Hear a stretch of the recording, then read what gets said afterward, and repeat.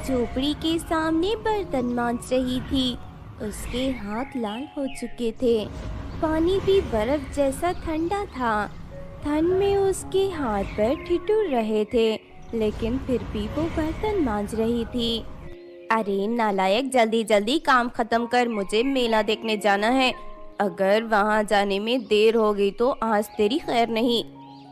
माँ, पानी बहुत ठंडा है माँ। ठंड की वजह से मेरे हाथ पैर सुन पड़ रहे हैं माँ। बस 2 मिनट और, मैं जल्द धो दूंगी। 2 मिनट करते करते दिन निकल जाएगा। चल जल्दी कर। और हाँ, जंगल से अच्छे फूल तोड़ कर ले आना, मंदिर ले जाना है मुझे। परसों की तरह अगर तू बासी फूल लेकर आई तो वही फूल तेरे मुंह पे मारूंगी मैं। हाँ माँ, फिक्र मत करो, मैं आज अच्छे फूल तोड़ कर लाती हूँ। सलोनी जल्दी काम निपटाकर जंगल की तरफ चल पड़ी। उसका मन उदास था। गांव में आज बड़ा प्रोग्राम था, लेकिन सौतेली माँ ने उसे जाने नहीं दिया। उसका काम सिर्फ काम करना और झेलना था। सलोनी जंगल पहुंची और झटपट फूल तोड़ने लगी। दिन ढल रहा था और उसे देर हो रही थी। सलोनी सोचती है कि शॉर्टकट ले लेती हूँ, जल्दी घर पहुंचूंगी। जब वो शॉर्टकट से जा रही थी तो रास्ते में एक पुरानी झोपड़ी दिखी। अंदर से किसी के रोने की आवाज आ रही थी। सलोनी ने दरवाजा को धीरे से धक्का मारकर देखा तो 3 सुंदर फूल परी जंजीरों में बंधी हुई थी। उनके हाथ और पैर लोहे की जंजीरों में जकड़े हुए थे और उनका चेहरा उदास था। अरे अरे, तुम कौन हो? तुम यहाँ बंदी क्यों हो? तुम तो लोग तो कितनी खूबसूरत हो, परियों की जैसी लगती हो। हम 3 फूल परियां हैं। हमें हमारी सौतेली माँ ने यहाँ पर बंद कर दिया है। हम तीनों गर्भवती हैं। हमने 3 राजकुमारों से प्रेम किया और उनसे विवाह किया, पर हमारी सौतेली माँ को ये पसंद नहीं आया। हमारी सौतेली माँ ने हमारी जादुई छड़ियाँ छीन ली और हमारे पतियों को भेड़ बना दिया। फिर उन्हें एक अमीर औरत को बेच दिया। बेचारे हमारे पतियां पता नहीं कहाँ होंगे, उनका हाल क्या होगा। ये सुनकर सुहानी चौंक गई और परियों से कहा, अमीर औरत, क्या वो उन्हें मार डालेगी? हाँ, कल रात एक बड़ी दावत है, उसमें उन भेड़ों की बलि चढ़ाने वाली है वो। अगर हमारे पतियों को कुछ हुआ तो हम मर जाएंगी। उनके अलावा हमारे इस दुनिया में कोई नहीं है जो हमारी देखभाल कर सके, जो हमारे दुख को समझ सके। एक वही तो थे जिन्हें हम अपना कहते थे। ये सुनते ही सलोनी की आंखों में आंसू भर आए। सलोनी ने गर्भवती फूल परियों की बातें सुनकर बहुत ज्यादा दुख हुआ। हाँ, सौतेली माँ सच में बहुत बुरी होती है। मेरी भी सौतेली माँ मुझे बहुत सताती है। वो मुझे ठीक से खाना नहीं देती, मुझे रोज मारती है, मुझे यहाँ दूर दूर जंगल तक फूल तोड़ने भेजती है, मुझसे घर के सारे काम करवाती है। मेरा भी इस दुनिया में कोई नहीं है। सलोनी ने जंजीरों को खोलने की कोशिश की ताकि वो गर्भवती परियों को आजाद कर सके, पर वो खुल नहीं रही थी। ये जंजीरें जादू से बनी हुई हैं। ये तभी खुलेंगी जब उन भेड़ों के गले में बंधी चाबी वापस ले आएंगे। उन्हीं जादू की चाबी से ये खुल पाएंगे। सलोनी अपने आंसू पोंछती है और परियों से वादा करती है, तुम लोग टेंशन मत लो, मैं वादा करती हूँ मैं तुम्हारे पतियों को वापस लेकर ही आकर रहूंगी। क्या तुम लोग मुझे बता सकते हो वो अमीर औरत का घर कहाँ पर है? 3 फूल परियां मुस्कुराई और सलोनी को उस अमीर औरत का पता बताया। उन्होंने अपनी बची कुची जादुई शक्तियों से सलोनी को 3 अलग अलग फूल दिए, लेवेंडर, रोज और सनफ्लावर का फूल। इन्हें उन भेड़ों के सामने ले जाना, उनकी असली यादों को वापस लाने के लिए। हमारी सौतेली माँ ने उनकी याददाश्त को भी गुम कर दिया है। जब वो ये फूल देखेंगे उन्हें हमारी याद आएगी, उनकी याददाश्त वापस आ जाएगी। सलोनी ने फूल को अपने गोद में रखा। आप लोग चिंता मत करो, मैं जल्दी तुम्हारे पतियों को वापस लेकर आती हूँ। मैं अभी जाकर उन्हें बचा कर लाती हूँ। सलोनी रात होते ही सीधा उस अमीर औरत के महल पहुंची। महल बड़ा था, लेकिन उसके अंदर का माहौल काफी कठोर लग रहा था। नौकर इधर उधर भाग रहे थे। दावत की तैयारी जोर शोर से हो रही थी। सलोनी दरवाजे पर दस्तक देती है। कोई है क्या? मुझे यहाँ कोई काम मिल सकता है? मुझे काम की बहुत जरूरत है। क्या कोई काम है मेरे लिए? तुम कौन हो? यहाँ क्या करने आई हो? मेरा नाम सलोनी है। मैं काम की तलाश में यहाँ आई हूँ। मुझे काम की बहुत जरूरत है। मुझे कोई भी काम मिल जाए तो मैं कर लूंगी। मैं हर काम कर सकती हूँ, बस मुझे काम करना है। सलोनी की बातें सुनकर अमीर औरत कुछ सोचती है और कहती है, अच्छा ठीक है, ये भेड़ बहुत जिद्दी हैं, खाना नहीं खा रहे। अगर तुम इनका ध्यान रख सकती हो तो तुम्हें एक दिन का खाना मिलेगा। बोलो, क्या तुम ये कर सकती हो? हाँ मेम साहब, मैं जरूर करूँगी। मैं ये कर सकती हूँ। आपका बहुत बहुत धन्यवाद। अमीर औरत उसे पिछले आंगन में ले गई, जहाँ 3 भेड़ बंधे हुए थे। उनकी आंखों में दुख था, उनकी आंखों में आंसू थे। सलोनी धीरे से उनके पास जाती है। अरे बेचारे तुम और तुम्हारी फूल जैसी गर्भवती परियां, तुम्हें इस हालत में देखकर मुझे बहुत दुख हो रहा है। पता नहीं क्यों इस दुनिया में अच्छे इंसानों के साथ ऐसे होता है, उनको कभी सुख नहीं मिलता। सलोनी ने अपनी गोद से 3 फूल निकाले, लेवेंडर, रोज और सनफ्लावर का। जैसे ही उसने उन्हें भेड़ों के सामने किया, एक चमक सी आई, जैसे उन भेड़ों को अपनी असली याद आ रही हो। उनकी याददाश्त वापस आ रही थी। अरे मेरी याददाश्त तो वापस आ रही है। यहाँ मैं कौन हूँ? मैं बकरा कैसे बन गया? ये फूल तो मेरी रानी का है। सलोनी मुस्कुराकर धीरे से उनके गले के पास गई, जहाँ एक पतली सी डोर में चाबी बंधी हुई थी, और भेड़ों के कान में कहा, बस थोड़ा और इंतजार कर लो, मैं तुम्हें यहाँ से निकाल कर ले जाऊंगी। मैं तुम्हारी पत्नियों के पास तुम्हें ले जाने आई हूँ। बस तुम चुपचाप मैं जैसा कहती हूँ वैसा करो। उसने उन भेड़ों को कुछ खाने को दिया ताकि अमीर औरत को शक ना हो। फिर धीरे से उसने उन भेड़ों से कहा, ये घास मत खाओ, मैं कल सुबह तुम्हें जंगल ले जाने का बहाना बनाकर वहाँ ले जाऊंगी। हमें तुम पर भरोसा है, तुम तो बहुत अच्छी लड़की लग रही हो। रात भर सलोनी ने ये सोचने में बिताई कि सुबह कैसे भेड़ों को ले जाया जाए बिना पकड़े जाने के। सुबह होने से पहले ही सलोनी उठ गई। अमीर औरत के महल में सभी नौकर दावत की तैयारी में लगे हुए थे। उसे मौका मिल गया। सलोनी धीरे से भेड़ों के पास जाती है। मैंने एक बहुत अच्छा प्लान बनाया है, आज तुम लोग आजाद हो जाओगे। बस मैं जैसा जैसा कहती हूँ वैसे वैसे करते जाना। क्या तुम सच कह रही हो? क्या हम अपनी रानियों के पास जाएंगे? पर कैसे? मैं अमीर औरत से कहूँगी कि तुम लोग घास नहीं खा रहे, इसीलिए जंगल ले जाना पड़ेगा। फिर वहाँ से हम लोग भाग जाएंगे। उसके बाद मैं तुम्हें अपनी पत्नियों के पास लेकर जाऊंगी। बस तुम लोग कोई गड़बड़ मत कर देना। पर लेकिन अगर उसने मना कर दिया तो फिर हम अपनी पत्नियों के पास नहीं जा पाएंगे क्या? वो हमारे बच्चों की माँ बनने वाली है, पता नहीं उनकी हालत कैसी होगी। तुम लोग फिक्र मत करो, तब मुझे कोई और चाल चलनी पड़ेगी। लेकिन मैंने ठान कर रखा है कि मैं तुम्हारी गर्भवती फूल परियों के पास तुम लोगों को ले जाकर रहूंगी।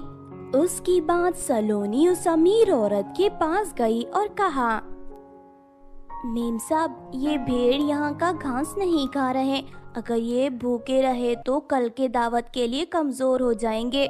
मैं इन्हें थोड़ी देर के लिए जंगल ले जा सकती हूँ। मैंने देखा है वहाँ पर बहुत ही ज़्यादा हरी भरी घास है, जिसे खाकर ये मोटे ताज़े हो जाएंगे, जिससे आपको कल दावत में बहुत ज़्यादा फ़ायदा मिलेगा। तभी अमीर औरत कुछ सोचने लगती है और कहती है, अगर भेड़ मर गए तो मेरी दावत कैसे होगी? मैं ये होने नहीं दूंगी। कल की दावत मेरे लिए बहुत खास है। अच्छा ठीक है, पर जल्दी वापस आ जाना और भेड़ों को अच्छे से घास खिलाकर मोटा कर देना। मैं तुम पर भरोसा करती हूँ।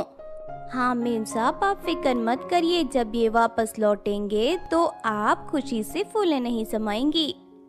सलोनी ने भेड़ों की रस्सी हाथ में ली और जंगल की तरफ चल पड़ी। उसका दिल जोर जोर से धड़क रहा था।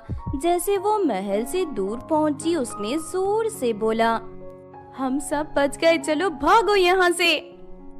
तीनों भेड़ दौड़ पड़े। सलोनी भी उनके साथ भाग रही थी। पीछे से अमीर औरत की एक पड़ोसन ने ये सब देख लिया। अरे अरे, ये भेड़ तो कल की दावत की है। ये लड़की भेड़ को लेकर भाग रही है। मुझे जाकर सुलोचना को बताना होगा। और तेज, जल्दी जल्दी भागो। हमें जल्द से जल्द उस झोपड़ी के पास पहुंचना होगा। अमीर औरत को भेड़ और सलोनी के बारे में जैसे ही पता चला, वो गुस्से से लाल हो गई। मुझसे भेड़ छुड़ाकर भाग गई। इस लड़की को तो मैं सबक सिखा कर रहूंगी। मैं उसे जिंदा नहीं छोड़ूंगी। चलो लड़को, डंडे उठा लो और मेरे साथ चलो। अमीर औरत दो आदमियों को लेकर सलोनी के पीछे भागी। सलोनी भेड़ों के साथ दौड़ती दौड़ती जंगल के उस कोने में पहुंची जहां वो झोपड़ी थी और उसके अंदर फूल परियां बंधी हुई थी। मैंने अपना वादा पूरा किया। ये रहे तुम्हारे पति। मैं तुम्हारे लिए तुम्हारे पति को लेकर आ गई हूँ। अपने पतियों को देखकर फूल परियों की आंखों में आंसू बहने लगे। उन्होंने अपने पतियों को पहचान लिया। अपनी गर्भवती पत्नियों को सही सलामत देखकर भेड़ों की आंखों में आंसू आ गए।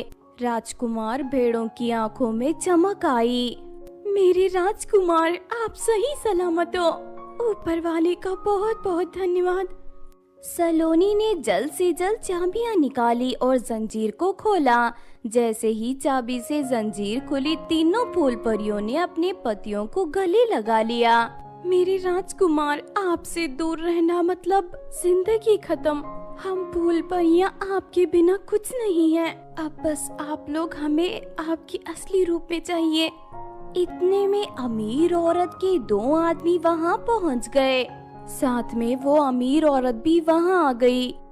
ए लड़की, रुक जा, तू वही रुक, आज तेरी मौत पक्की है।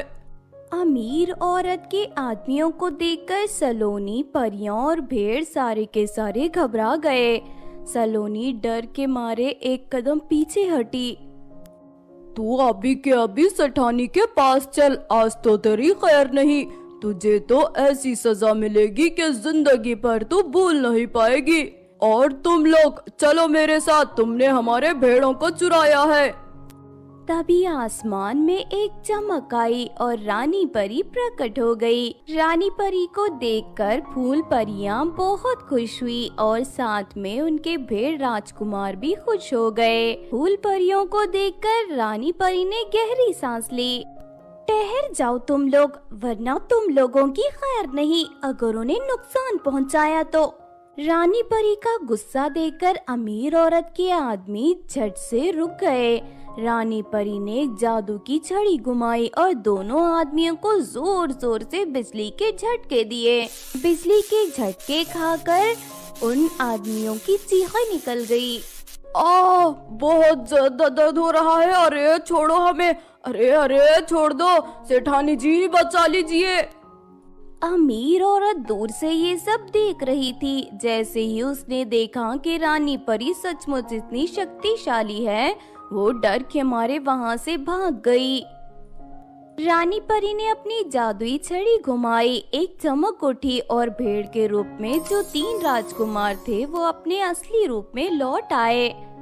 मेरे राजकुमार, आपको असली रूप में देखकर मैं बहुत खुश हूँ। मैं जानती थी कि एक दिन आप लोग जरूर वापस आओगे। मुझे ऊपर वाले पे पूरा भरोसा था कि वो हमें अलग नहीं करेंगे। राजकुमारों ने अपनी पतियों को गले लगा लिया। सलोनी की आंखों में आंसू आ गए। उन सबको देखकर वो अपने घाव भूल गई। गर्भवती फूल परियों को अपने राजकुमारों से मिलते देख उसको ऐसा लगा कि उसका मकसद पूरा हो गया, उसकी जीत हो गई। ये सब देखकर कितना अच्छा लग रहा है, पर मेरी सौतेली माँ आज भी मुझे बहुत दुख देती है। पर कोई बात नहीं, आप सब खुश रहिएगा। आज से आपको आपकी सौतेली माँ से छुटकारा मिल जाएगा। कम से कम इस जिंदगी में मैं किसी के काम तो आई, किसी की खुशी की वजह तो बन पाई। सभी फूल परियों ने सलोनी का धन्यवाद किया। सलोनी को देखकर रानी परी मुस्कुराते हुए बोली, सलोनी, तुमने बहुत बड़ा पुण्य का काम किया है। तुमने अपनी हिम्मत और समझदारी से 3 गर्भवती परियों को उनके पति से मिलवाया है। ये हमारे परिदेश की 3 फूल परियां हैं। इनके बिना तो हमारा पूरा परिदेश सूना हो जाता।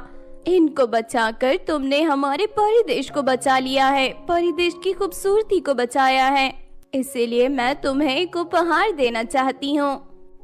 रानी परी ने अपनी छड़ी घुमाई और एक चमक के साथ उसके हाथ में एक चमकती हुई पोटली आ गई। वो पोटली सोने के सिक्कों से भरी हुई थी। ये देखकर गर्भवती फूल परियां खुश हुई। ये सोने के सिक्के तुम्हारे लिए हैं। अब तुम किसी के भरोसे की मोहताज नहीं रहोगी।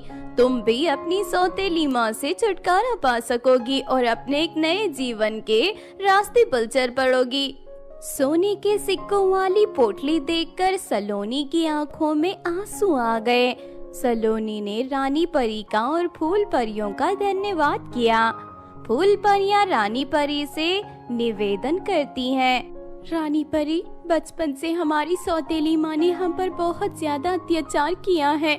हमने सोचा कि राजकुमारों की शादी करने के बाद हम सुखी जीवन जिएंगे, पर लेकिन हमारी सौतेली माँ हमारा पीछा अब भी नहीं छोड़ रही।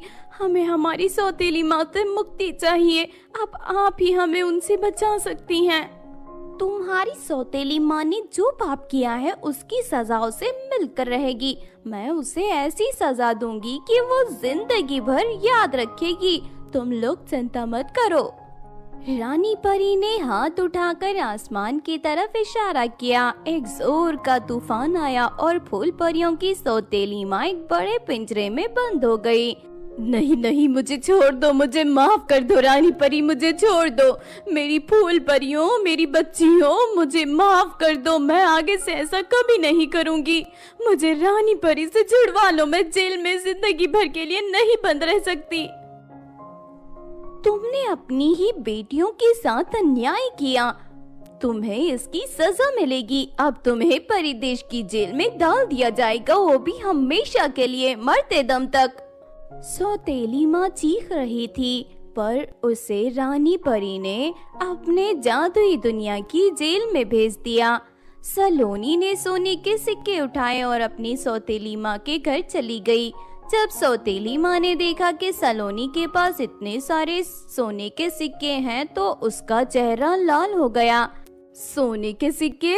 तेरे पास इतने सारे सोने के सिक्के कहाँ से आए? तू कहाँ से लाई है? ये सोने के सिक्के मेरे एक नेक काम का इनाम है, क्योंकि मैं एक नेक काम कर कर आई हूँ।